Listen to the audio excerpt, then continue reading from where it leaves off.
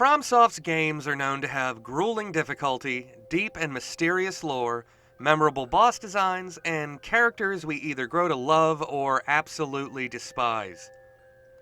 But one thing I rarely hear discussed is the series' use of certain aesthetics, shall we say. These games have some seriously disturbing bosses and enemies, ranging from the more tame, like the Centipede Demon, and the nightmare-inducing ones, like the One Reborn. God, the sounds it makes. What the hell? But what about those enemies that just have a certain something about them you can't quite grasp until maybe the second or third time you've come across them? Have you ever had thoughts, or odd thoughts, about the Xenomorphs from the Alien franchise? Well, it was once said of their design that they were intended to look like they'd f*** you just as soon as kill you, which is probably why there's so much Rule 34 of these things. I mean, what kind of disgusting perv do you have to be into the idea of getting down with one of these things? I mean, that's just ridiculous. Okay, save that here. I'll put it in a different folder later. It's fine. But that is a perfect summary of some of these enemies. Take the Sanctum Priestess, for example. They're still curvy, still busty. Clearly in life they were quite beautiful, but now they're zombies, rotted and cloaked in noxious vapor. It's unsettling in a different kind of way to see something with somewhat attractive aspects to them while simultaneously being hideous.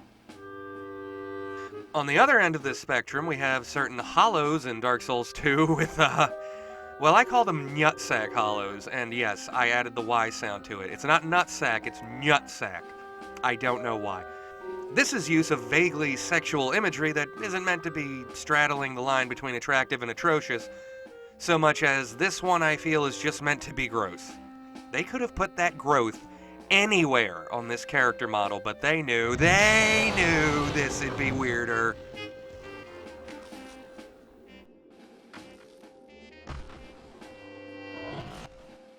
I, and probably a few others out there, often make the joke that the gaping dragon is the vaginal dragon. I mean, the term gaping already has some sexual connotation to it. But take into account that this thing opens up in the front and its weak point is its nubbly little bean of a head at the top of a slit. I mean, that's a clitoris! Whoever designed this boss was either a Stephen King-like perv genius or had some repressed sexual frustrations, I'll tell you. Also want to point out that its rear side is phallic.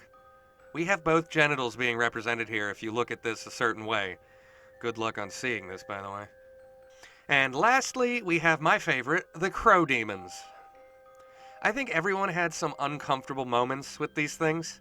Why is the top half a creepy crow monster, but the bottom half is still basically human? Also, damn girl, how you so thick? Maybe they have dem thighs so they can do this? Barring the pecking my eyes out, I'm okay with this. Forget smithing my weapon, squeeze my head with your thighs, artifacts! You humans are always this way. So in conclusion, I like thick thighs. I mean, in conclusion, I believe all of these things are 100% intentional. I brought up Stephen King earlier. His books always include some sort of weird, sexually charged moment, usually of an uncomfortable nature, or the classic homophobic violence. Some say he's a perv, or maybe he hates gay people, but I see it as him knowing these moments put people out of their comfort zones.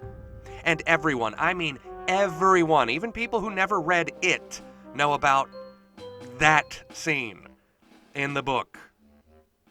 And that is essentially what I believe From does with these enemies. Some of it is kind of silly, but you can't deny that it's also very memorable and more than a bit unsettling. Sit on my face!